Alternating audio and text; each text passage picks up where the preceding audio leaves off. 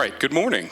I'm Robert LaBranche, Vice President for External Affairs here at the U.S. Space and Rocket Center, and it's my pleasure to introduce this panel, Leveraging AI in Defense, Balancing Innovation and Trust. Our moderator for today is going to be Monica McEwen. She is Managing Director of AI and Data Operations Leader for Government and Public Services at Deloitte Consulting. All right, good morning, everyone. Great to be here today. Thanks so much for joining us. I have an esteemed group of panelists up here. I think when I did the math the other day after we all met and provided some introductions, I am sad to say, folks, I think we have hundreds of years of experience up on the panel here around all things data, analytics, and AI. So we're in for a treat in terms of being able to hear from some phenomenal individuals today that join us from the Department of Defense, from industry, from academia. I'm going to have everybody provide a little bit of an overview of their background so you can learn a little bit about what they've done in their careers and what led them to be joining us here today. And wanted to just frame the panel a little bit, and I'll talk a bit more after everyone does their introduction. But we're really going to talk about a variety of things today across AI. It starts with the foundation of data. There's technology, there's people, there's process, there's culture. And then, as Marc talked about in his last presentation, a lot around trust and cyber as well. So we'll cover all of those topics here today. We'll have a bit of a discussion up here, and then we will be opening it up to questions. So if there's folks that have questions in the audience at the end, please be thinking of them along the way, and we'll be happy to entertain them. So with that, I think I'm going to hand it to you, Dr. Hill, for an intro, and then we'll just kind of go down the line. Good morning. My name is Chris Hill. I'm the Chief of Data and Analytics for the Army Materiel Command here at Redstone Arsenal.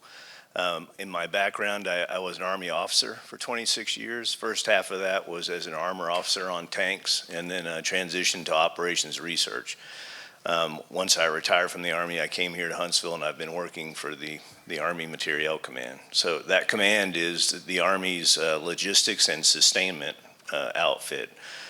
So we provide a massive amount of support to the Army and its combat forces and installations around the world. We're kind of the city manager for all Army post-camp stations. We provide supply and maintenance to the Army's weapon systems and combat formations. We have some kind of one-offs. We do contracting, we do security assistance, we do financial management. So if you think anything related to logistics, our command does it. We're worldwide. We have about 165,000 employees, and we're doing everything today from managing child care at Army posts to supporting combat operations in the Middle East or Ukraine. So the perspective I will give you and the background that I have is very applied. So our analytics group in the command, we focus on problems. So our use of artificial intelligence is focused on getting specific problems to fix issues for our commanders. So that'll be what I always come back to with answers about what we're doing. So Marc, over to you. Thank you. Yeah, Marc Sachs, and for those of you who were previously in the thing here, you kind of heard my background, but real quickly, I'm also a retired Army officer. First half of my career was Corps of Engineers, so I blew things up. That was my job, demolitions and built bridges and targets, as we like to call it. And then along the way, Uncle Sam redirected me into the information systems computer world. So I wound up at Fort Bragg, jumping out of perfectly good airplanes with laptops on my back and building tactical networks, and then went to Fort Hood, did the same thing in an armored units. And they got a crazy phone call around 1998 or so, needed to come to Washington, get briefed up on something super tippy-top secret. I mean, this is like right out of a movie. Plane tickets waiting for you, get on the plane, come up to DC. Turns out the Defense Department had been raided by an unknown hacker that they thought was coming out of Baghdad. And they had scrambled thinking that this was the Iraqis doing an attack against the Air Force. They were ready to drop bombs, and then they figured out it was a bunch of teenagers doing this. And that this was really a criminal problem, not a nation-state sponsored cyber attack. But the Defense Department, in their wisdom, said, wow, we need to fix this problem. So they put together a small group of us. I was part of that group to figure this out. So starting in '98, I was and since then been very engaged in the defensive side of cyberspace. Learned quite a bit about the offensive side, just what we were just talking about in the last class. Sounds like they're having a party out there. We're in the wrong room. Spent some time at the White House, worked in the National Security Council, helping come up with national strategies and plans. This was after September 11th. And then I was at Verizon for a number of years doing national security work, was the chief security officer of the power grid for a few years, keeping the Russians and the Chinese out of the grid. And we moved here to Huntsville about 4 years ago from DC, just mainly to escape Washington, because we'd been there for so long. Love it here. This is a great town to live in, great environment. Currently working for Auburn University, where we're continuing to do research in national security work and homeland security, fun stuff, all with a cyber flavor to it. And just kind of enjoying being a grandfather with 7 grandchildren that we're trying to raise right in this new world of AI. So there you go. That's very impressive. So I have nothing to do with the Army or the Department of Defense except for being a very, very grateful citizen and a huge supporter. My background is entirely in the industry. I actually studied computer science and AI way back when we couldn't do much with AI. It was mostly theory. I've been in a variety of industries, different companies, right from changing area code for British Telecom to predicting jet engine failure for GE to looking at infrastructure impact on sustainability for HP, have been across a variety of different industries, always anchored on data, analytics, AI, machine learning, and I've seen that space evolve from when it used to be just COBOL and Pascal to now Python. So, but I'll tell you, of all the hundreds of years of experience that Monica mentioned, I probably have the least. So I've been at Deloitte for the last 5 years, and I lead my focus is primarily on looking at the applications of AI across all of our industries and public services. And I focus a lot on trust. Because I think a lot of time it gets lost in the headlines and goes down this rabbit hole of bias, whereas trust is so use case dependent. Trust when you're trying to predict jet engine failure is very different than trust in a personalized marketing campaign. So I've written a book on trustworthy AI, which became a bestseller 18 months after it published. So the topic is on top of mind, and I'm hoping to bring my perspective on trust from an industry and cross-sector perspective to all of you today. Thank you. I'm Eric Imsand. I'm with the Information Technology Systems Center at UAH. I think everybody here probably knows UAH. We're right over there. If you don't, stop by. We'll be happy to give you a tour. I also have nothing to do with the Army except being a proud supporter and helping them achieve their mission. My background is I have been a professional nerd for 20-something years, which is painful to say out loud publicly. But my background is in computer science. I started off doing cybersecurity, and like so many other people, AI has become such a pervasive part of the technology landscape that it's becoming a research area for mine. The research center that I'm with at UAH, I would characterize us as an applied research center. So it's actually a really fun job that we have. We work with companies, other government agencies, anybody who's got any kind of odd problem that they need help solving. We are a part of the university that is set up to help them tackle that problem and succeed, whatever it may be. And I'm sort of speaking on behalf of the other, dozen or so high-level researchers that are also in this research center with me at UAH.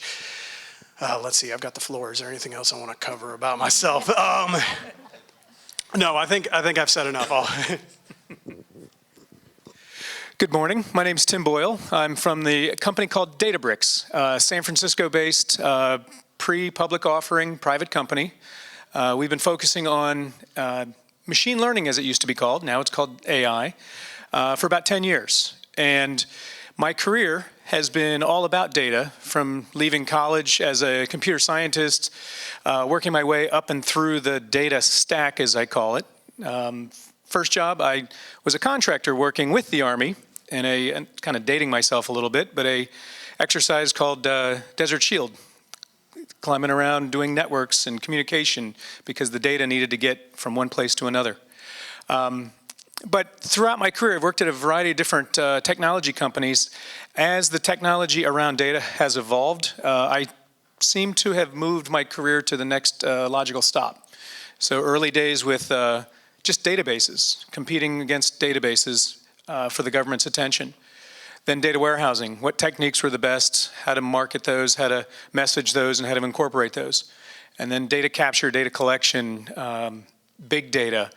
And in the last, say, 10 years, like I mentioned, advanced analytics, predictive analytics is fascinating to me. And so the world of machine learning and AI has come as a natural next step, natural evolution. Fantastic. So as you can see, we have a very impressive group of folks to learn from here today. Just to get to know our audience a little bit, now that you know all the panelists, I'd love to do just a show of hands for folks in the audience. And why don't we start, I'm going to ask sort of where you fit. Who here is a student?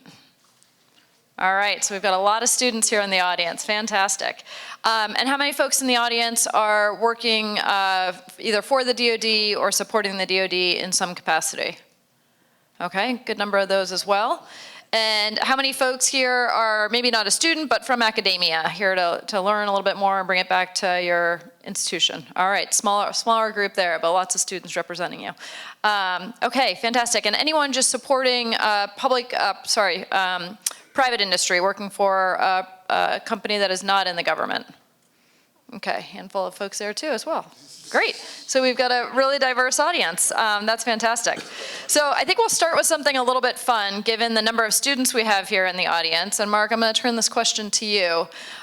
In your last talk, we heard a lot about for those that were here in the audience, a lot about some of the security concerns with AI.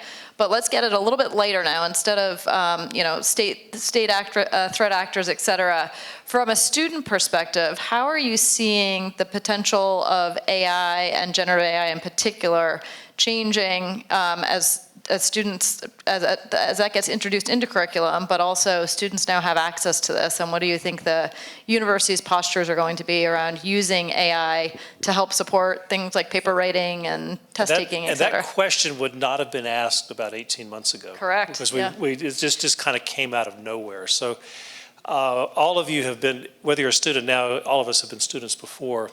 And you know how you get the sweats when it's the night before the term is over, and there's this paper that's due the next morning, and you know it's going to be an all-nighter. Remember all that fun stuff? Well, today you just flip on the computer, you go over to your little friendly chat GPT or whatever, and you say, hey, I got a problem, got a paper that's due tomorrow, it's got to be 7 pages long, 1,500 words, it's got to do blah, blah, blah, blah, blah. Can you write it for me? And sooner than you can go grab a beverage, it's got the thing written, and you hit the temptation to just copy and paste it, throw it into a Word document, print it out, turn it into your professor. And 18 months ago, if somebody did that, the professor would have no idea. And you'd probably get a B+, A-, because there'd be some little errors and stuff in. But about a year ago, roughly, is when ChatGPT 3 came of age, and now 4 is out. And we struggled in academia. What do you do with this? Particularly spring semester of last year. As you start approaching the end of the semester and you have your typical student who waits till the last minute to write their paper, and they're going to use these large language models to write their paper for them. And many professors were caught off guard. They had no idea what was going on. So this past summer, there was a lot of work being done on how do you fix this. Auburn and I'm sure UAH and others have nice, strong policies in place, but none of them match each other. We're still all over the map. So from a instructor-teacher point of view, use of LLMs by your students, absolutely you should do that. And we encourage the use of it. And in fact, what many professors are doing now, if you have a paper due at the end of the semester, have the student turn in a version of it each week. So every Friday, turn it, here's where I am. And you begin with an outline, the typical way you'd write a paper. So you're not waiting until the end of the semester. And they're encouraged to use LLMs, just like you're encouraged to use Google or any other tool that's out there, but you're slowly writing the paper. The other way, in which you saw the example in if you were here at the previous session, is give the students a subject, encourage them to let the LLMs write it, and then you go and critique the paper. And essentially that's what's due at the end of the semester, is the critique of what the LLM came up with. So there's still a lot of student learning that goes on, But in that case, you're learning two things. You're learning how to use the LLM, and you're learning how to critique the LLM, so that you begin to become aware that not everything that comes out of it is completely accurate. There is some good stuff that comes out, but we begin to learn it. This is no different than the debates that were going on back in the 70s when pocket calculators came out and slide rules kind of disappeared over about a 4-year period. People screaming left and right, this is going to rot America, we're not going to have any scientists and engineers anymore if you don't know how to use a slide rule. Who even uses a pocket calculator anymore? I mean, those terms are largely forgotten, and same thing with LLMs. This will, 10 years from now, it'll be just so native and so built into what we're doing. But I think we're kind of at a neat point in the education world where whether you're a student or a teacher, you can really learn a lot about how they work and how to use them, but also understanding their weaknesses, the vulnerabilities, things like that. Yeah, and I know we all graduated after Google sort of became a thing. Now we can't live without it, but I remember there was a lot of discussion around, can students use Google to do research? Well, even Wikipedia. Yeah. There was exactly. a time where you don't cite Wikipedia. Yeah. Well, where else do you go to find information other than Wikipedia? Right, exactly. Yeah, so I wanted to piggyback on something you said because I thought it was a good point, which is the weaknesses of some of these things. And I guess this is my sort of appeal to both the students and the teachers in the audience. And so when ChatGPT was novel, a couple of us at UAH were we know it's not magic, and we know that it's not a human, and we know that it's going to have weaknesses. And so we were sort of poking it, saying, okay, show me your machine. And the guy in the office next door to me, who's a real military history buff, and I'm not, so I'm going to have blanks in this story, and I apologize. But he said, ask it to explain the significance of some obscure battle from the Russo-Japanese War in the 1930s, 40s. And I asked it that. And ChatGPT produced this wonderful, page-and-a-half description of what happened in that battle. And it was intact, it was grammatically correct, and it covered all the high points, and it flowed nicely, and it was just beautiful. But the thing that it missed was that this was the first battle where Japan had attempted a lot of the same military strategies that it would later deploy in the attack on Pearl Harbor. So there was a tremendous amount of military significance, but it's a computer, and these are all just factoids. And the computer does not understand that this is more insightful than this. A computer really doesn't have any insight. So when I read reports, like there was somebody who had fed a law school exam to ChatGPT, and ChatGPT had gotten like a B+, I'm looking going, that's a bad exam, because that teacher is not asking any questions that show insight. It's just asking for rote memorization of facts.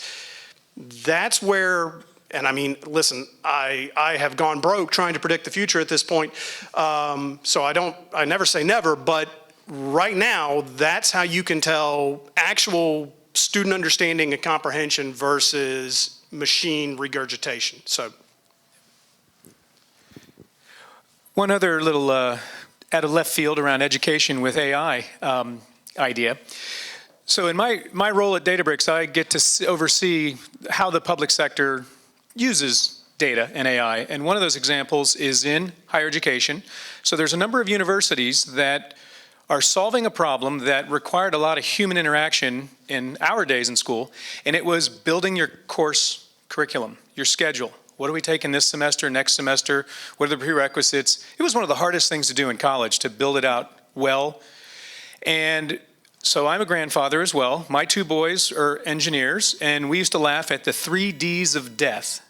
If you're an engineering student, dynamic forms, differential equations, and something else.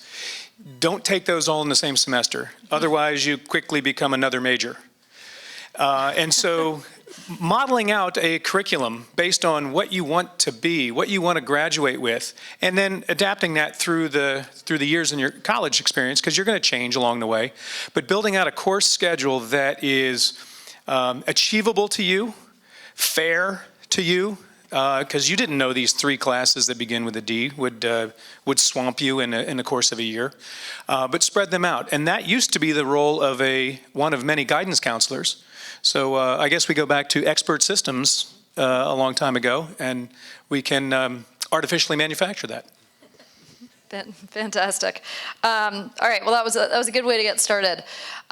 So I talked a little bit at the beginning about sort of the key components that are needed to do AI. And right now up in DC, there is the Department of Defense Chief Data and AI Officer Conference happening. And a lot of discussion there around the executive order that came out of the federal government.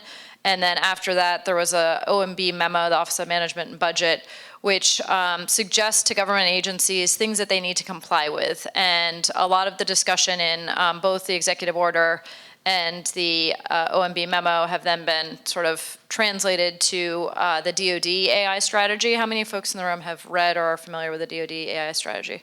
Okay, a good number, fantastic. So in the strategy, there's sort of the AI hierarchy of needs that is discussed, and it starts with data, needing clean data, needing trustworthy data. It then talks about analytics and metrics, just being able to do pure analysis on this data to understand, is it in fact accurate? Where might the data gaps be? How do you make sure that you're using data that is sound so that as you start building the algorithms, you've got a good output and it's not garbage in, garbage out. So it's the data, it's the analytics, it's the foundational models, and even things as simple as data visualization, right? We've been using data visualization for many years, but it's advanced pretty significantly, and you can glean a lot of insight just out of a data visualization that then can lead to identifying, do you have all the correct information to start building these foundational models? And then ultimately, how do you infuse all of this with responsible AI? So these are kind of the fundamental elements that are both in the executive order as well as the DoD AI strategy, and what we're going to spend a little bit of today talking about. So you'll hear those themes kind of throughout the conversation. And really what we're seeing out of the government is not too much different from what we're seeing in private industry, and so Beena will certainly provide that perspective as well. That said, there's a lot of folks that are super excited about AI, right? Generative AI was introduced has been around for a while, but the ChatGPT interface really introduced it about a year ago, where it became very accessible just to, Joe Citizen. You didn't need a data science background to use it. Over the last holidays, my parents were using it and asking me about it, right? So it's just become a much more accessible capability. And as a result, all of a sudden, everyone's interested in AI, right? I think you mentioned earlier, if your product doesn't say AI in it, then forget about it, right? It's not relevant. And so we're seeing a lot of folks across the government space in particular, from the vantage point I sit in, doing pilots with AI. And so I'd love to ask the audience, as folks are from each of your seats and where you're sitting, as you're seeing people start to pilot AI, what are those kind of key foundational things that are critical to get it right? And then how do you recommend for our audience members that may not yet be piloting AI use cases within their organization, how do you recommend that they get started, and what are kind of the key components there? So Dr. Hill, I'd love to start with you, and also if you can provide your perspective on sort of the role that you sit in as a CDAO, that being a relatively new role in government, and sort of how that's impacting your thoughts around developing pilots and use cases. Thank you. So the way we have pursued AI is primarily been focused initially on forecasting kind of applications. So if you think about logistics, and if you're paying attention to the Congress and the budget and those sorts of things, money is super tight now. We've never passed a budget for this year. So we're under what's called a continuing resolution, which means the government kind of just meters money out to all the different government agencies. And so we have to be extremely precise. And in fact, it's one of the pillars of the DoD strategy. One of the outcomes they want is the efficient use of our resources. So forecasting becomes really important to us. And that also goes to combat operations, like making sure you have exactly the right logistics in the right place at the right time. You really have to kind of anticipate that, because if you wait until the combat unfolds and you figure out you don't have enough ammunition, then that's not a place you want to be, right? So we've started with a lot of machine learning. We're now progressing into some of the deep learning neural net type approaches, which brings another level of complexity to us.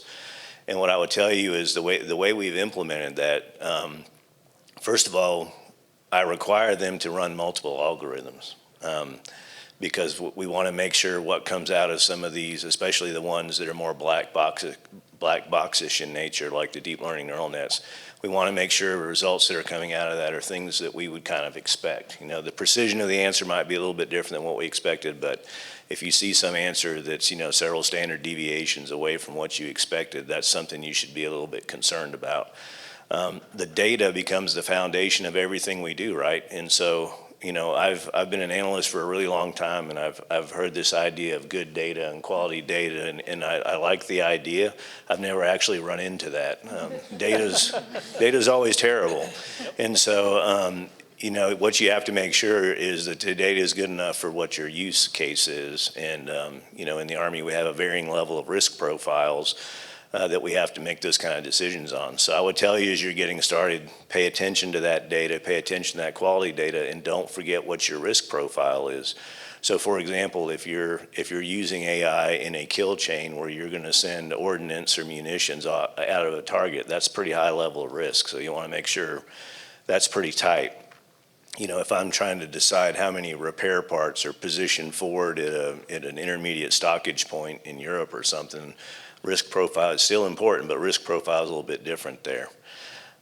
So it always kind of goes back to the data, and then I always try to encourage our team report in ranges. You know, try to give some measure of the uncertainty around that quality of the data to the decision maker. So for us in the Army runs by commanders. I'm sure everybody's seen war movies or TV shows where the commander's the one making all the decisions. That's really how we run. And so we have this huge cultural kind of dynamic in the Army about a commander having trust and faith in something an analyst tells them they should do. And if that runs counter to their instinct, you know, like I work for the 4-star general in the Army Materiel Command. He didn't get promoted to 4-star general because he was great at advanced analytics. He was great at his judgment and his ability to lead people, so that's what he's going to kind of rely on. So you got to kind of know the risk profile, you got to know your boss, you got to know the data, and then I will kind of tie up with my role as Chief Data and Analytics Officer. So we have units in our command spread across the world. So each of our major subordinate units, they also have a Chief of Data and Analytics in their organizations. And so my role at the enterprise level is making sure we give them the tools to enable their success as we go in any advanced analytics, but particularly AI. So making sure we have the right data available, the right platforms to do those analytics, the security of that absolutely paramount. And then to the earlier conversation, the training and education, that's a whole nother dynamic. And it's fascinating because much of our analytic workforce are more seasoned. And so some of those folks are kind of stuck in their ways. And so the younger folks coming in with a different way of thinking and a different skill set, they can kind of lap those people pretty quick. So it's a matter of keeping them motivated, keeping their education up. And then I would also add to that our functionals. And so they have to understand how to use this stuff. And you know, people that may be a supply chain expert, they don't really know anything about AI, but we have to teach them too how to ask the right questions of us as analysts and then how to digest what comes out of it. And Beena, I'd love your thoughts on the data piece, right? And what you're seeing. You know, Dr. Hill said here he's never seen good data, right? I think that's a lot of folks in the audience would agree. It's really hard to get to a point that the data is clean enough and trusted enough that people are comfortable with it. So from your seat as the Deloitte Ethics and Trust Officer, as well as the work you do in private industry, curious to see if you're seeing private industry sort of ahead in that regard and what they're doing to overcome the data challenges. Not at all. Everything Dr. Hill said is true in the private sector as well, and I don't think I've seen good quality data either. And I remember, you know, I was naive enough when IoT came in, and there was, you know, we're going to look at predictive analytics from a machine data. I said, oh, finally, this has to be clean data collected in a black box of a jet engine. It absolutely has to be clean data. No, there's huge gaps. There is junk in there, and it's not clean data even when it's completely machine created, right? So I think data challenges are abundant throughout. And coming back to Dr. Hill's point, right, the risk profile plays a big factor. It is, certain, if the risk profile is low enough, it is okay to get started on AI even with low quality data. And what do I mean by that, right? Something like if you're doing a personalized targeted marketing, right? That's a relatively low risk one. Oh, here's a good one, facial recognition. We've all seen the headlines around it, and how there is bias in that because of the data that models have been trained on. And using it in a law enforcement scenario, absolutely something you want to avoid because it can tag somebody wrongfully as a criminal. But we've used that exact same technology in a factory floor to increase worker safety if the eyes are drooping or if they're operating a heavy equipment. And if you can see that they might, because of their facial expressions. There the question becomes, what's the accepted level of risk?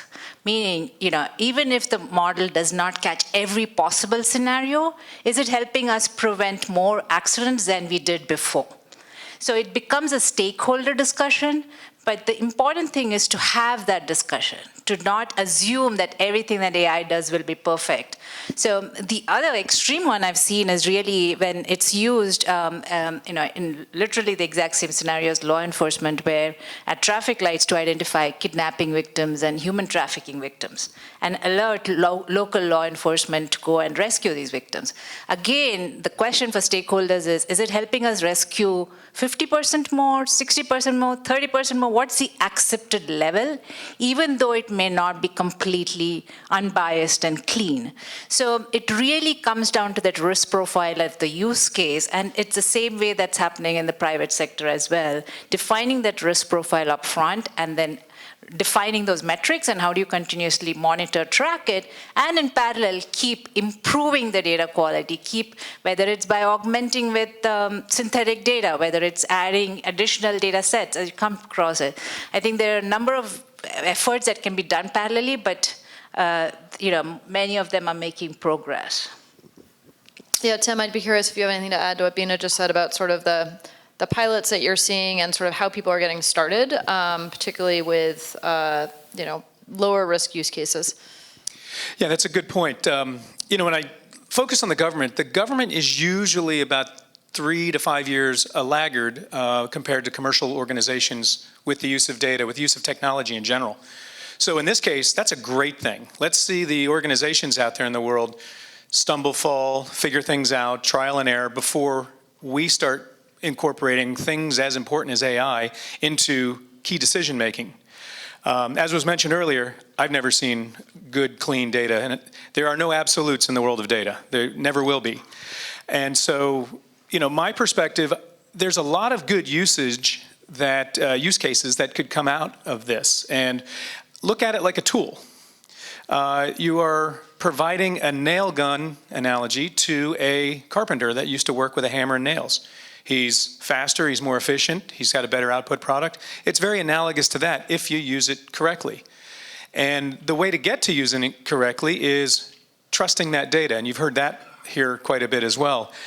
The data needs to be brought in, cleansed, normalized, and we call it curation, but it's like oil that has to be distilled into products that we can use for engines and for lubrication. So the data has to go through a large life cycle before it's ever made available to an AI or to an advanced analytic capability. And then lastly, when you look at the data, when you get it curated into that final state that you think this is as good as it's going to get, not 100%, but as good as it's going to get, you have to keep that safe. You have to keep that governed because the trustworthiness can expire over time if that data set starts changing. And if that data sets change, then AI is going to change and AI is going to get less accurate. So. Yeah, and I think the DoD is talking a lot about, and Dr. Hill, I'm sure you're intimately familiar with this, sort of data as a product, right? But it can't just be a one and done, hey, we have our data, we're good to go. To Tim's point, I think the continuous review of the data that you're using, ensuring that's something that you might have called authoritative, at one point in time is continuing to be updated and looked at to ensure the trustworthiness. Yeah, and I'll just add from a pilot perspective, one thing that we're seeing in government, particularly with generative AI, and I think, Tim, to your point, the government typically is a couple of years behind with adopting technologies, but we've seen just a huge increase in interest in generative AI because it literally has sort of captured the imagination of the world, really. And so we're seeing government agencies try generative AI with low-risk use cases, right? How can you take an employee handbook and add some Gen AI capability to it so that employees can search what's my vacation policy? The government employee handbooks can be quite dense and quite complex. And so, what are my benefits? When can I retire? And so we're seeing government agencies take things like, employee handbooks or publicly available policy documents, contracting officials being able to take things like the government federal acquisition regulation and ask and answer questions of that to identify if something does or does not comply with the FAR. So those are some early use cases that we're seeing not only in pilot, but we've also seen those move into production, which in my 25 years supporting the government, it's sort of the fastest path to adoption that I've seen of these new technologies. And I think we'll continue to see that. Yeah. I guess one thing that I would add as it relates to pilot studies that we've seen, a lot of the partners that approach us to start something really underestimate the amount of data that they need to get started. So if that applies to you, someone in the room, you've got a problem and, hey, let me go talk to whoever about starting something with AI. Do you have enough data? That's really the major hurdle that we see most often is, okay, well, this might work if you could bring me more of it. So that would be sort of my one cautionary to add on to everything everyone else is saying. As was mentioned, everybody's got grand ideas now about AI, but AI is not magic, and it needs, you have to feed it in order to get anything productive out of it. I have to add the threat side to this, just real quick. A lot of companies, and this is not just LLM, but other uses of AI, in order for their engine to work properly, you have to have good training data. There's just no doubt, right? So you spend a lot of money, could be millions of dollars, building really good, clean, accurate training data that you can then build your models on top of and do genetic research or new airplane wings, whatever it is you're going to do with it. The adversary, though, doesn't want to spend millions of dollars collecting all this data. So they're going to target your data centers. They're going to go after your web or your cloud presences, or wherever you're keeping all this pure, nice, pristine data. Think of it like the lithium that goes into the batteries for your Teslas and stuff. All that lithium coming out of China, what if I could go in and steal it? What if I could bring all that back to the United States and China doesn't know that I've stolen it? Of course, that physically doesn't make sense because we're looking, but think of it in a virtual sense where I've created a resource here, but China doesn't have that resource. They're going to come steal it from us. That's a big piece a lot of researchers don't think about, is that once I get this data where it really works for me, I don't protect it, and it gets stolen. And then my adversary has the same data set, and of course they can continue to enrich and make it better. So we have to think about that angle as well. That's not something often that comes up in conversation, is the fact that we have these adversaries that really, really, really want to compete with us and get ahead of us, but they lack the data. They lack the richness of the data that we've got. Or tampering with the data. Or mess with it. That's even worse. Yeah. You think your data is perfect, but an intruder has come in and has poisoned it, and you don't realize it's been poisoned. Yeah. This gets really evil when you get into genetics and blood typing and other types of things where you might come up with a drug that you think works, but now it's based on tainted information and you wind up killing people. And that's a reality. That we've already seen this happen. And AI can actually open additional, security vulnerabilities, which, was not possible, right? Because a big part of AI is learning, and as you start digitizing and using AI, it's opening additional vulnerabilities which you might not have planned for. So it's a very important point. Yeah, and I think in your last talk, you talked a lot about sort of the using AI to proactively protect against cyber threats, as well as sort of the bad actors that are using AI to threaten. So yeah, makes a lot of sense. Great, so I want to switch gears a little bit and talk a little bit about the importance of public-private partnership, right? There's a lot of new technologies that have entered the market in the last, 10 years up until even the last couple of months. I think we'll continue to see these evolve. That was a fun fact earlier that .ai is Antigua, and they're making a lot of money off of the URLs. But you'll notice that there's a lot of companies popping up that are .ai, right? And so I think we'll see the technology landscape continue to evolve. And the government, to Tim's point, is typically a little bit more risk averse in terms of adopting these new technologies. So I'll open it up to any of the panelists to sort of talk about the importance of that public-private partnership and how you see that evolving and changing over the next couple of years. So for us in the Army, and I would say in the Department of Defense in general, partnership with industry is absolutely critical. So generally in my command, we go to industry when I don't have the capacity on the analytics side or I don't have the capability. And so when you look at these emerging techniques and a lot of what's going on in AI right now, we just don't have the resources and time to do the research work, to develop the algorithms, to do those things that we have to do to innovate. So we really rely on industry for our innovation. I don't think that the fact the government would lag 3 to 5 years is a bad thing at all. I think that's the way it should be. So it's academia, it's industry that's doing that innovation, and then we're reaping the benefit of that work. The other part of it, I would say, that starts to get very complicated in the discussion we were just having about the threat is the security of that data. So that's something as the chief of data and analytics that I'm super paranoid about. So if we do enter an agreement with an industry partner, understanding where that data is going to sit, where we're going to do the analytics, what kind of analytics, running through the entire cyber protection side is absolutely critical to us because the vast majority of that data is tied to what's going on operationally, and we obviously would not want that to get out. And to add to that, from the other seat at the table, from the industry side, advancements in AI and data technologies move extremely fast, and the U.S. Army cannot be expected to keep up with that. That's not their job. Their job is very different. So working with them, they know what they need to do with data, with information, to improve an outcome, to be able to solve a problem. They look to industry. We're the experts in very niche type technologies that could help. We need to explain that to them well. We need to demonstrate that with them well, test proof kind of existence there, get something on the table. In between a technology vendor and an end customer, U.S. Army, there's a lot of system integrators like a Deloitte that are pulling together other ideas from other places with other technologies and making an overall solution work. So it's really 3 big seats at the table to keep up with this advancing, very quickly advancing world. Great. Anyone else have anything to add there?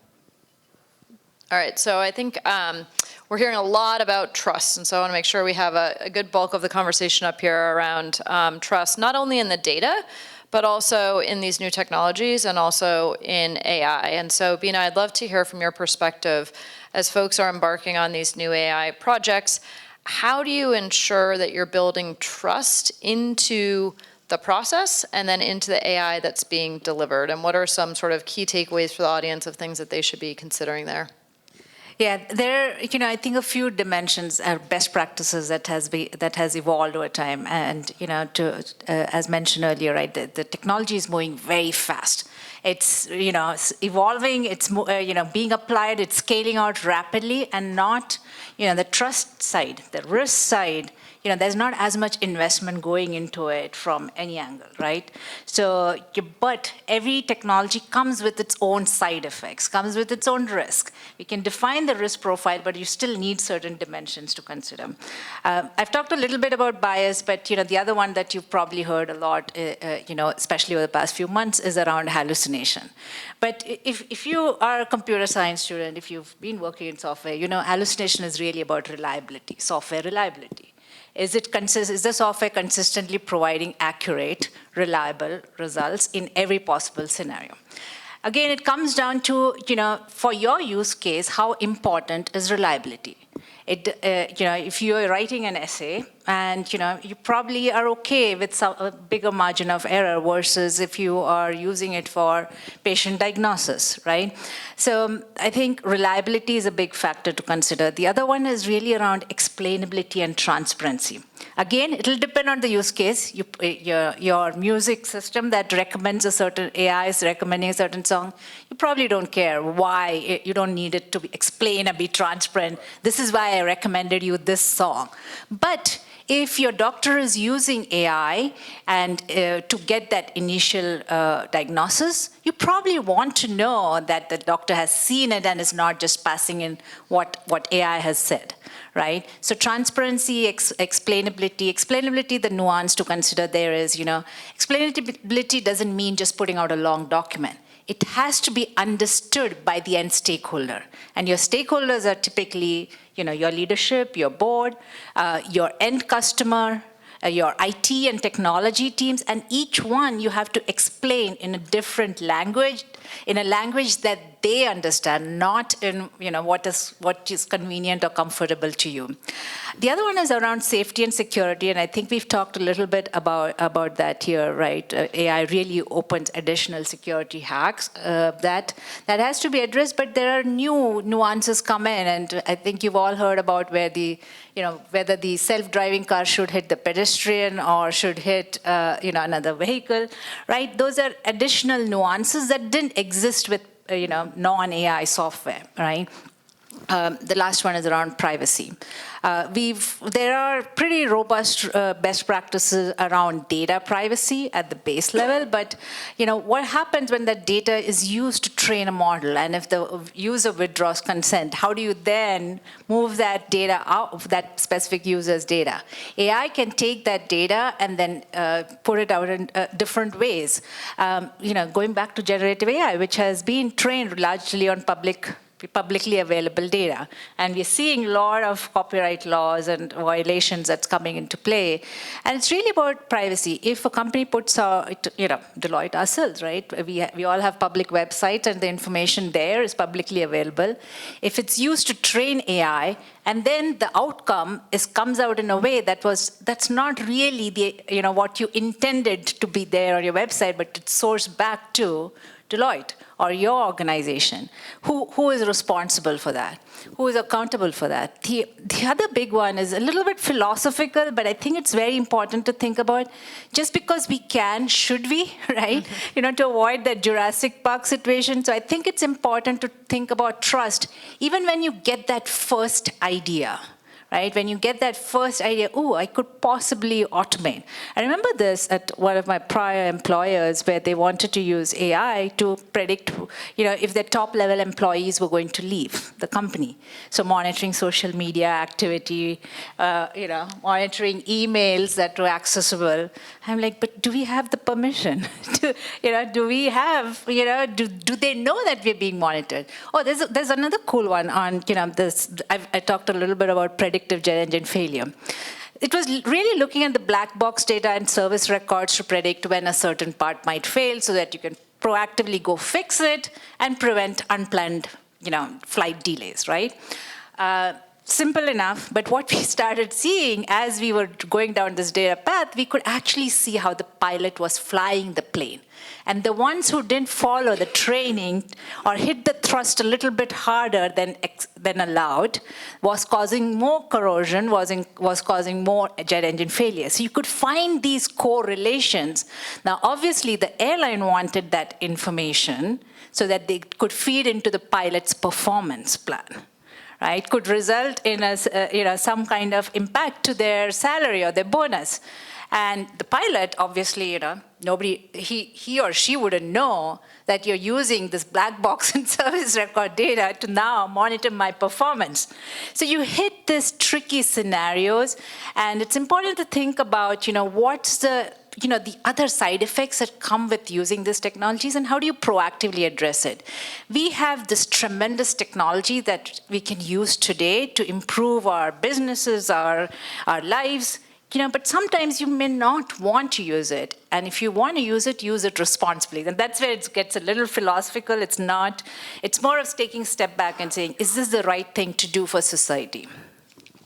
That's super, super helpful, Beena, and some great examples there. I'd be curious just to add on to that, if you're seeing sort of that framework that you just laid out, right? Are you seeing specific industries that are really leading in terms of leveraging that framework, or specific organizations that you're working with? And maybe you can share a few examples. Yeah, the government, of course.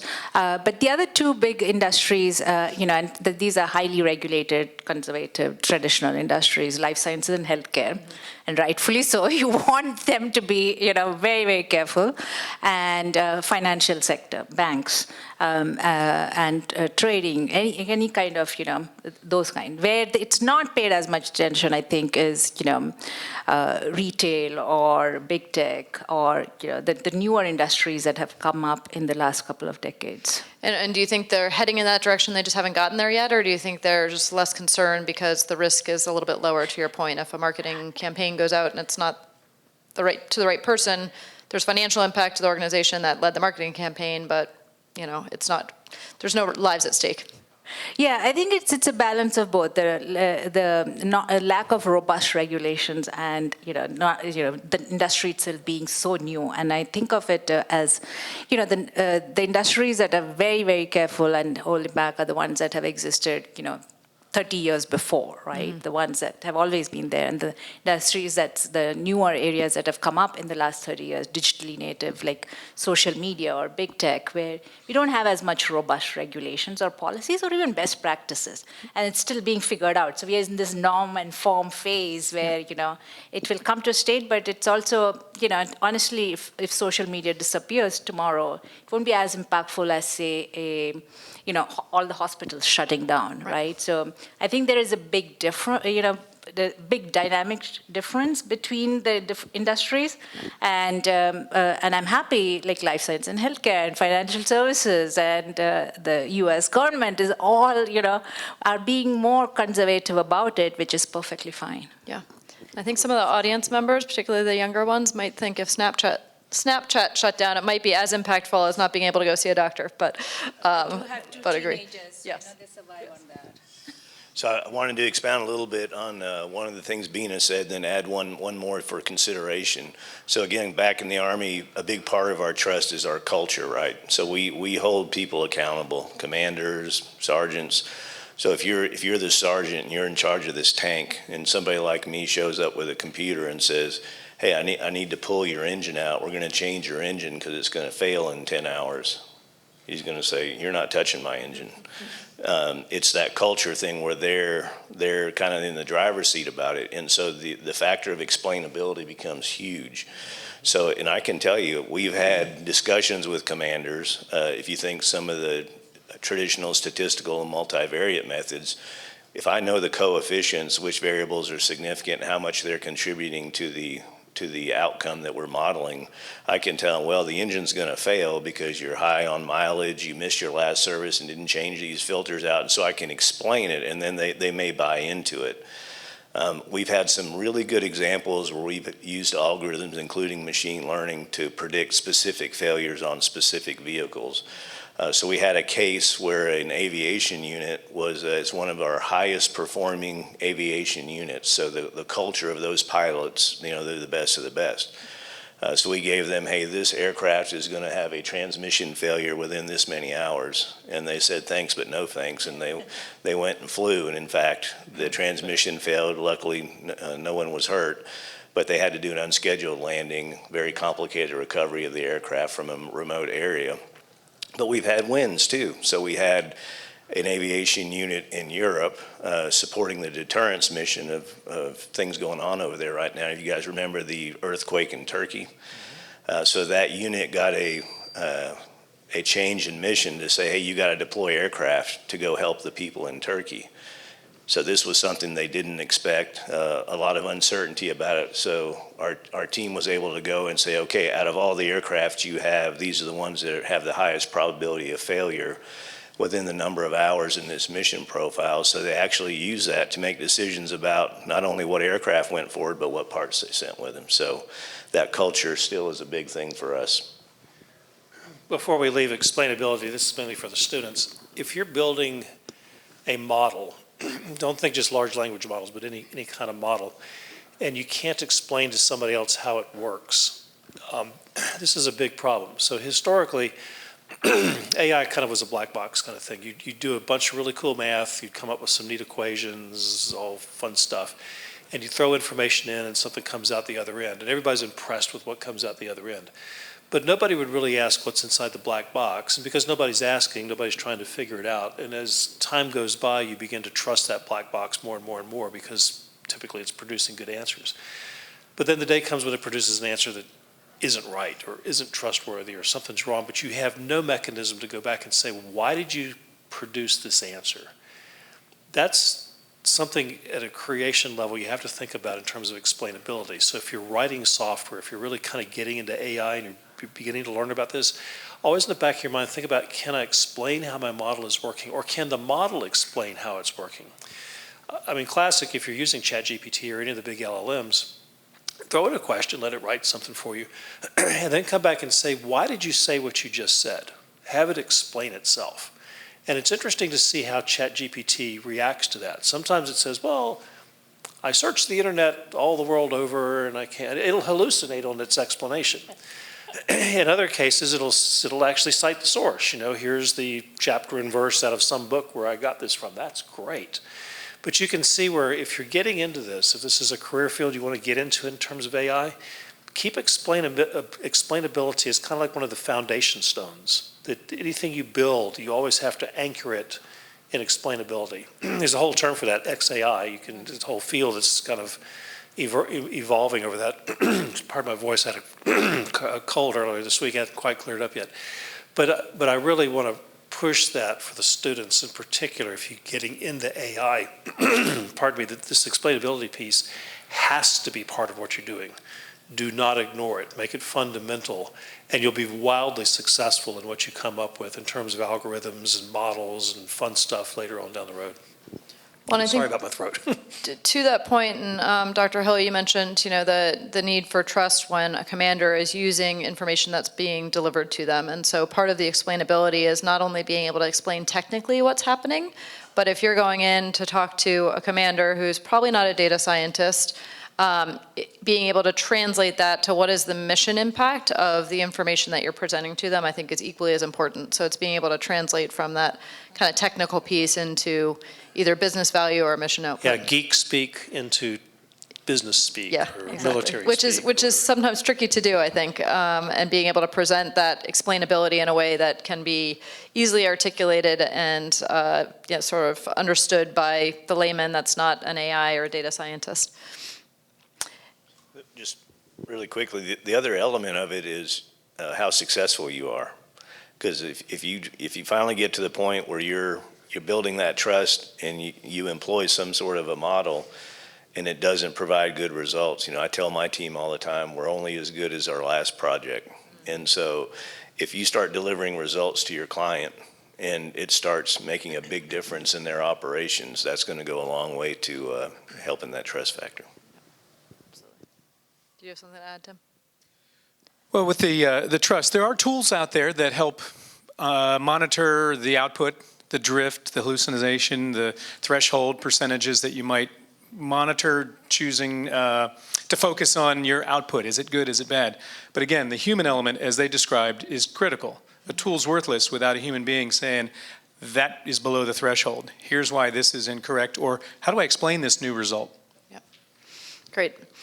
All right, so I think we're going to switch to sort of the final thoughts here on both the combination of people and culture, and they go hand in hand but have a slight nuance to them. And from a people perspective, there's a lot of folks that are nervous about generative AI. Is it going to take my job? Is it going to, you know, impact the work that I do and I'll be obsolete? There's upskilling that I think can and should happen with most organizations in terms of folks that today might be doing analytics, and you know, there's a way to evolve to be able to leverage some of these AI techniques.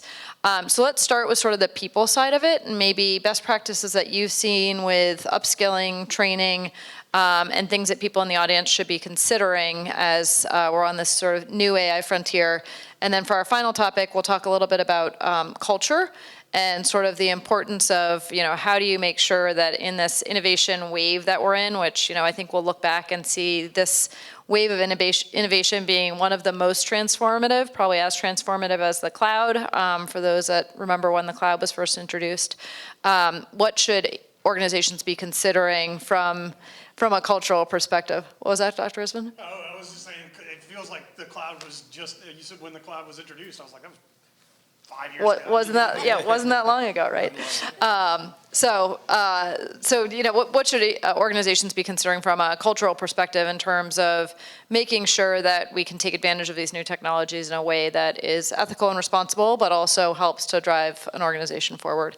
So I'll open that up to anyone. And then after that, we'll open up to the audience. So if folks have questions that you're considering, there are going to be some walking mics as well. Just a quick comment on the skill sets. You mentioned earlier a question about the executive order that came out in late October. I'd say roughly half of the verbiage in there is trying to build the next generation of AI skill sets and hire those people. So prepare them through education, through experience, and put them into key roles inside AI. And as I thought through that, it's not a single type role per se. AI is an all-encompassing role. It's a group of people. It's committees. There are programmers. There are evaluators. There are lawyers, risk-averse people that want to make sure that we're not harming the company or the individuals. So the term AI is more than just the technology and the data around it. There's a huge ecosystem that you don't have to be a computer scientist in school to be involved with AI after school.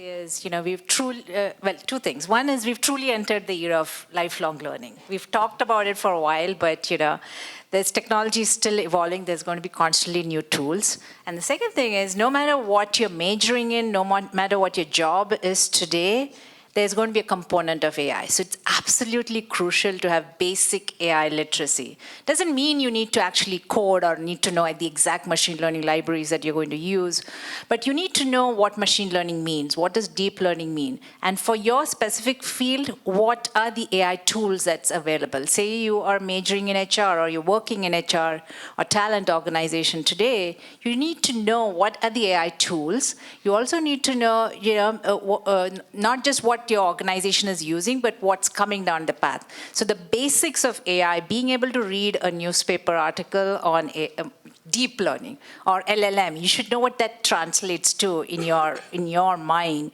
You should understand what it means, because it's not just about being efficient in the workforce. At some point, it will be needed to be a good, responsible citizen, because there might be things that you have to vote on. So if you don't understand what LLM means and how it translates into your world, you will not be able to take important decisions both in your work and your personal life. So I think a basic AI literacy training should be mandatory, for everybody in this room. And I'll add to that, just from a cynical point of view, that literacy is doubly important because as you advance in your career, you're going to reach a point where you're the decision maker, and okay, someone has proposed using this new capability, and there's a lot of, snake oil is probably too strong, but there's a lot of people that are going to promise that, hey, this will solve all of your problems if you just give me all your money. You need to be in a position to evaluate those claims honestly, because there's good, valuable technology out there, and there's a lot of stuff that is, So we've had a couple of best practices and one that we're still working through. One of the things we've done across our enterprise is we offer a variety of training and development opportunities, and it almost splits by generation. So there's a generation that if they need to figure something out, they'll go on the internet or they'll use AI to figure out how to code whatever it is they're trying to do. And so they can go fast. Then there's this kind of intermediate group that they're probably not quite there yet in terms of using those tools, but they're very comfortable with online learning. And so, Udemy, Coursera, those kind of platforms, very, very valuable to them. But then there's kind of a more seasoned group, which I would put myself in. And that group is not as comfortable with either one of those. So sometimes we just got to have a hands-on, face-to-face training session in the more traditional model. And because we've offered that variety to our command, I think it has allowed us to accelerate our development. The second big thing that we learned, and this was really out of our support to operations in Ukraine, we did hybrid development where we had an industry partner and somebody in my workforce sitting side by side working on different things. And we've written into some of our industry contracts that industry expert actually trains us hands-on on developing algorithms. And so you're doing it while you're actually working, and that has proven to be extremely successful. One of the challenges we're having around AI right now is how to organize. So our traditional, back in the day model, if you were an operations research analyst, you were also the data engineer. But what we're finding is that kind of an approach, it constrains us in a lot of ways. So now our balance is off. How many data engineers do I need on the technical side versus hardcore algorithm development versus our computer science folks that are building the infrastructure that we're doing all this on. And we're not quite there yet, and definitely would welcome input on that front. I think the point on literacy is something we can't lose. AI is not just a computer science thing. It's engineering, it's biology, it's flying airplanes, it's everything. And as a society, if we're not keeping up with that terminology, regardless of what career field you're in or going into or retiring from, it's kind of like with the internet. The term World Wide Web, was real popular 20 years ago. We don't use that word. Those words don't show up anymore. Its artifact is still in a URL, www. whatever. But even that we don't use. We just say go online or check out Google or whatever. So words like LLM or computer vision terms we're using today, those will fade away. New words will come into play. But the use of artificial intelligence as a tool, as a technique, doesn't go away, even though the words, how we describe it, may disappear. But all of us have to kind of stay up to date on that and be conversant in what it means, or get left behind if you don't.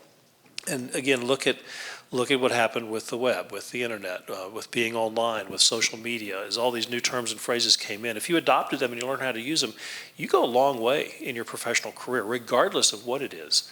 And I would argue the same as with AI. We're not really just getting started. We've been doing predecessors to AI back to the 1950s, so it's not completely new. But again, the words and phrases have changed over time. But now we're seeing in the last year or two, we've finally reached the point where this is not in a reservoir of big high performance computing centers, but literally can be done on your phone and even smaller devices. And it'll become embedded in the years that come. You'll be wearing, wearable AI will be a term. Embedded AI, as in it's a chip in your brain kind of thing, will be a term that we're going to be used in the future. So keep up with those terms. Continue in your education to keep adding it in. And also be wary, as some have said here, of the snake oil side. I mean, we've seen this happen with blockchain and with cloud and with all these other sales terms. The last thing a sales rep wants is somebody to come up to their booth and start asking them technical questions. You as a technologist love being in that position because then you can challenge the sales rep. Do they really know the product that they're talking about? But be fair, be humble, be nice. Don't take them to the mat too quickly. But having that background in this really puts you ahead, and they're not going to sell you snake oil. You're going to actually wind up. I was talking to a young lady after the last class here about analyzing tools that somebody gives to them. Somebody says, hey, you're this provider of tools has the newest tool out there. Let me know what you think. And they're like, oh, I don't want to do that. I say, no, actually, you do want to do that. You want to get in. You want to analyze. You want to figure it out so that you can be not only the expert in your organization, but you're providing meaningful feedback to whoever it is that's giving you this tool. AI works the same way. If somebody's trying to force some new AI technology at you, play with it, learn about it, and then push right back and says, it doesn't do this well, or it does this well, or it doesn't have explainability, or whatever. So I know I'm rambling a little here, but I think that this language of AI is probably one of the key things that we all need to learn about, regardless of where you are in your career field, regardless of what career you're getting into. Learn to speak it. It is what we're going to be about as a society, as a humans, over the next, century or more, before the next cool thing comes along, whatever's after AI. Well, and as they say, words matter, right? So I think right now there's so many new terms coming at us that people are using them interchangeably and they aren't always 100% accurate, right? Someone's saying, oh, I'm going to fine tune an LLM, or I'm going to create a private LLM, and that's the same thing, and it's actually quite distinct and different. And so being able to have that sort of literacy, both data literacy and AI literacy, is very important. And I do want to point out, Marc, that you just confirmed what I said when we started our panel, which is collectively we have about a couple hundred years worth of knowledge, because I haven't heard World Wide Web used in many, many years. So you confirmed that, so appreciate that. Dr. Hill, I think you pointed out a really good best practice around training, right? Which is meeting the sort of trainee where they are in their learning journey, right? Being able to provide multiple means of training, whether it be in person, online, hands-on, the apprenticeship model, which I think is critical and more difficult to accomplish in the hybrid environment that we're living in. And so I think that's a really good sort of takeaway and best practice, which is having the multiple means of training is going to be critically important as this progresses. And then being able to meet the different personas of, you know, a data scientist versus an executive. And something that I know we're doing with a lot of the organizations that we work with.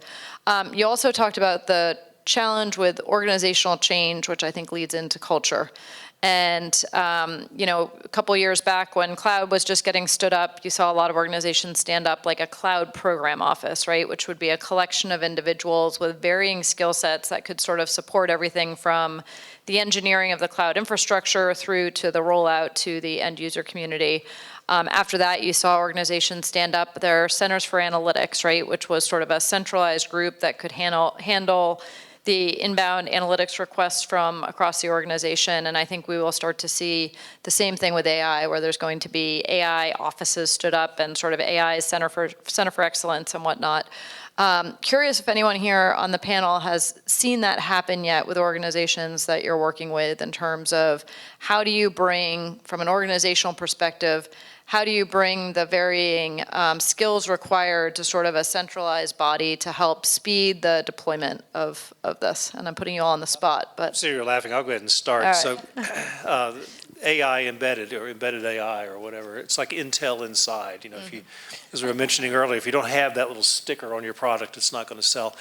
7, 8 years ago, I started working with a little startup that they positioned themselves as being a machine learning startup, but they quickly adopted the term AI because that's what the investors wanted.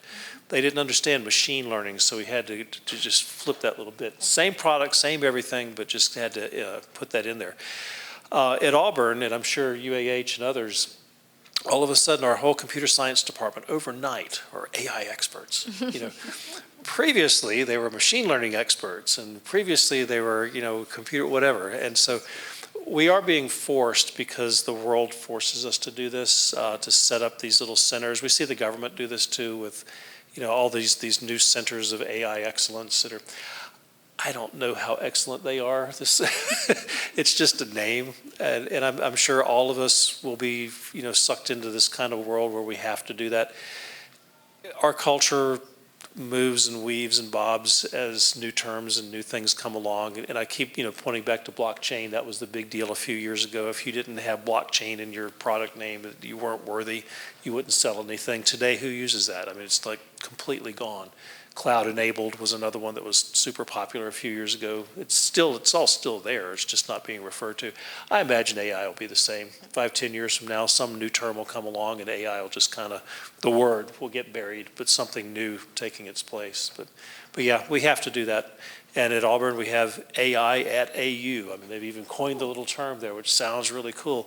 It's the computer science department. It's not like it's something that it's just, they're teaching a lot about AI. So. You guys doing the same thing, I'm sure, right? Yeah, so full disclosure, I went to Auburn, but now I'm at UAH, so I'm War Eagle. So I'm pretty familiar with both. UAH has always been, well, I could go down a rabbit hole about the history of computer science programs, or whether they come out of math or EE or whatever. UAH has always been pretty strong on the AI front.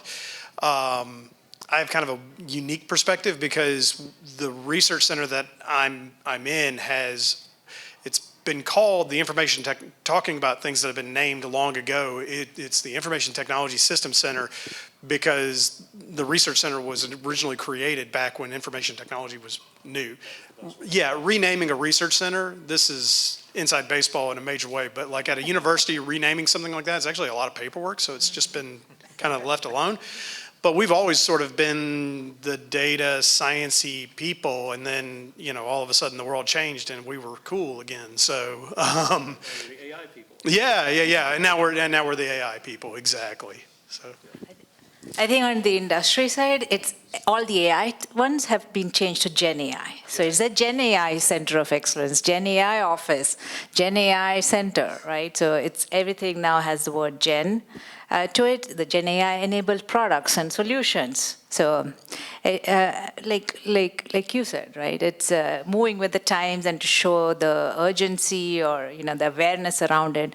But really, culture is a little bit more than that. I think it's also about taking all your employees, your teams along with you in the journey. Because, with any new technology, it's not necessarily going to come from one brain. It's the more you can educate your employees about the technology, it might be that marketing intern, your marketing team who has that next great idea to get more impact in the market, right? It can be, so it's important for every employee to understand the basics of whatever technology your organization is focusing on at that point and get them along on the journey. Because with AI, there's also the big fear of loss of jobs. We hear a lot about worry about AI taking over jobs. Those make cool headlines, and yes, it is going to impact jobs. You cannot continue to the way you work today is going to change because you'll have new tools to use and which you need to learn about. So I think the more organizations are transparent about how AI is going to impact their specific jobs, and I'll give you a very good example. This was when we were looking at X-ray machines, and we were able to, provide that first diagnosis from a person's X-ray and make the X-ray job, man's job easier, faster. And like typical technologists, we said, we'll free up, 50% of your time to do more creative work. And in this employee's head, it's going like, but it's not like humans are going to suddenly break more bones. What am I supposed to do in that 50% free time, right? So as leaders, it's our job to make sure, how does that work evolve? It's not enough to say it's going to make your job easier, you're going to get more free time. As an employee, that means you're going to, your job is going to reduce. So as leaders, you have to think about what are they exactly supposed to do in that freed up time, right? And it's important to drive adoption of the technology. Obviously, the employees, the users won't use the technology if they think it's going to be replacing their job. So there's a lot of nuances to using these technologies, and it all, a big part of success in the technology journey for the organization depends on the culture. Yeah, and I think as part of that, it's getting quick wins, I think, can be a good way to sort of convince leadership that, hey, this is a viable technology, we can use it in these various ways, share additional use cases, but equally as much being able to articulate to the folks whose jobs might be reduced, and here's what we think you could do with your time, right? Like sort of laying out that path forward, I think, is important too. Yeah, Monica, just reminded me of an interaction I had a couple months back. So there was this Center of Excellence, and it was all around analytics that became advanced analytics that became AI, and it's in the DoD. And some folks were worried about their jobs being lost. Well, their jobs weren't necessarily lost, their jobs changed. Mm-hmm. And so an individual that had largely 80% of their job automated became an ambassador for the Center of Excellence to go talk to other groups that had yet to adopt newer technologies, data-driven technologies, and became the ambassador to say, hey, it's not as scary as you think. Here's what your organization needs to do and prepare for, and to bring your use case online. Yep. So. Yeah, great point, and a good best practice there. Okay, so we've got a couple of minutes left. Wanted to open up to the audience. Happy to take any questions. There's 2 roaming mics, so if you have a question, just raise your hand. And thank you for going first. First question's always the hardest. So you talked earlier about making sure that you have enough data and that your data is clean enough in order to be used. So my question is how do you define whether or not you have enough data? Is it by application? Is it because you are able to validate at the end that the answers that you're getting are accurate? Are there some kind of standards that are being developed in order to help drive us through our developments to make sure we're sort of being inside of those guidelines? Yeah, I'll start and then hand it on. I think a lot of this is very use case driven, right? So if you waited to have enough data and the right data and for all of the data to be clean, as we talked about at the beginning, you'd be waiting a long time, maybe even a lifetime. And so identifying what are the use cases and then what is the data that drives those and making sure you've got enough data to support those individual use cases, I think one place to start. And I don't want to eat up all the airtime, so I'll open it up to others. Pile on. Go ahead. Yeah, just a comment there. Large language models, that's kind of a misnomer. It's not large data sets that equal large language models. It's an iterative process. You model against a small data set, you figure out your parameters, how far off you are from expectations, you fine tune your variables to adjust, and let's say you get to a point where you're 60% accurate on whatever you're trying to accomplish. Add more data from other sources. But there's new techniques that are coming about in the last, say, 3 months. There's fine tuning. So take a data set from outside.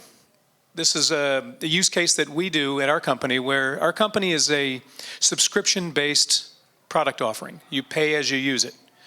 Well, electric companies are the same way for all of us. So we modeled against 5 or 6 utility companies, looked at that model consistency, brought it in-house. So we didn't spill or volunteer our internal company data out on the internet.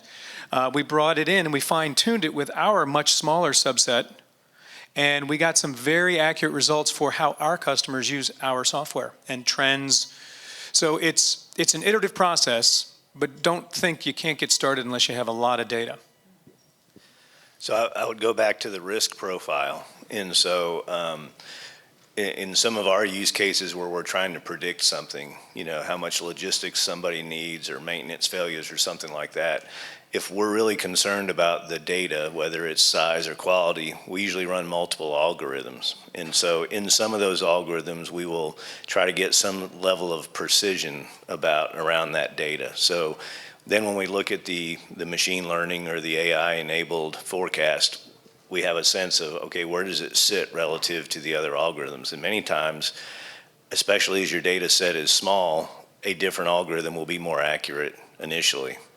And then there's other use cases where the risk is lower. So for example, we're looking at contracting data where contracts are classified kind of by their type, and that data is terrible. And so we're using large language models to try to get that data cleaned up so we can enable other analysis. Or if you think of maintenance actions, if you walked up to a tank and you saw a puddle of oil under it, how is that entered into the actual database?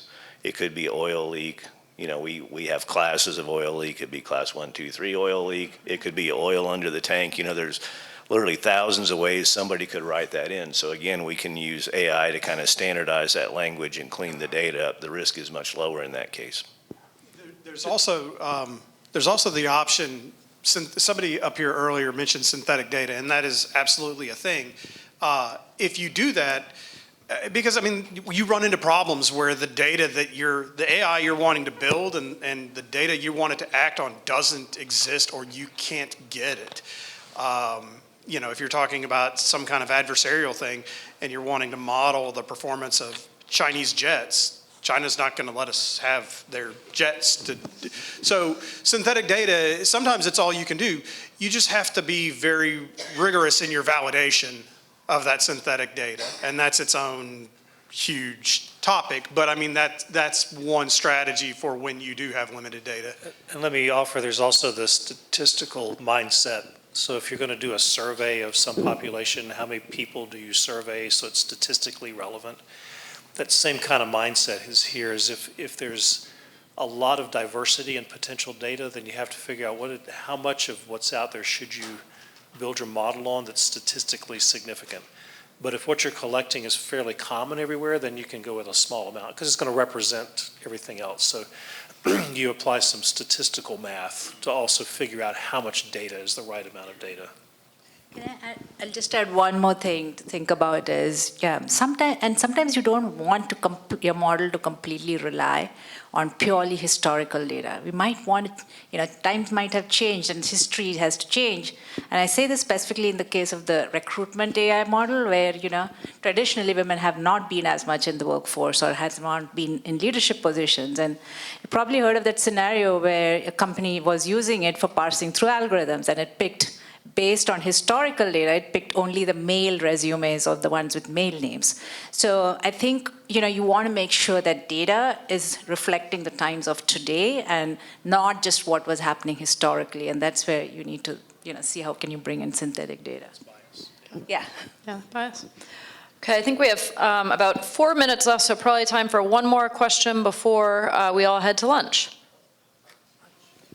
Hi there. I heard a lot of you guys talking about data quality, and I wanted to ask, with the increase of unlisted, unfiltered, AI-generated content entering the internet, inherently there's a risk that that's going to get put back into an AI and create less and less accurate responses. I think we've already seen this with AI-generated images.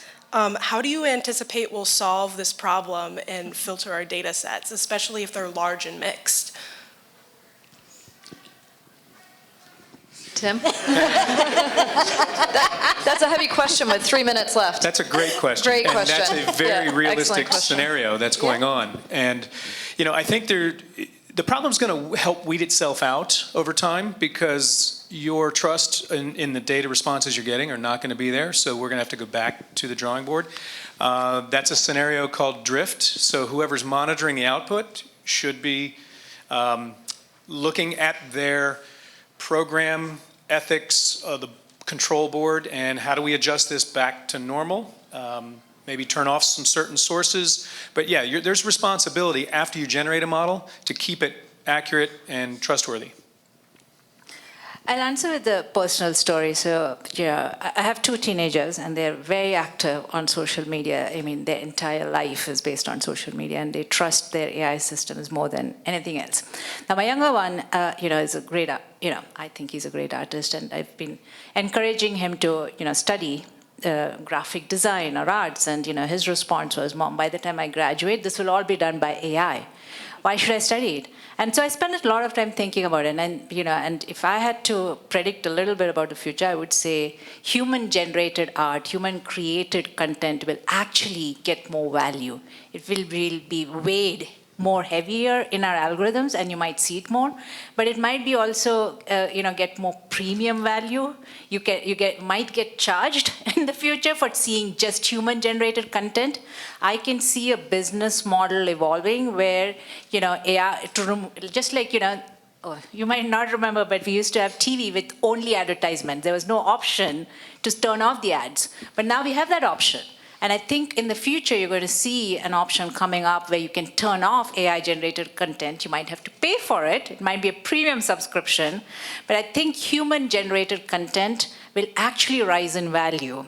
So my advice to my son is, if you're a great artist and if you, really excel in this, I think you can make a livelihood of this, right? It's not going to go away. So my bet is more on the human side. And I think you're going to see newer business models coming up which is focused more on the human-created content. I love ending on that note because it leaves us hopeful for the future of AI and humans as well. So with that, I'd love to thank the panel for joining us today. Hopefully everyone took a nugget or 2 away, and I hope you enjoy the rest of the conference. And I think next up might be lunch. Thanks, Monica. And I would like to point out that question was posed by one of our your student, correct? At our Alabama School of Cyber Technology and Engineering. She's a high school student, so that can make you even more hopeful. What a wonderfully, thoughtfully formed question that was.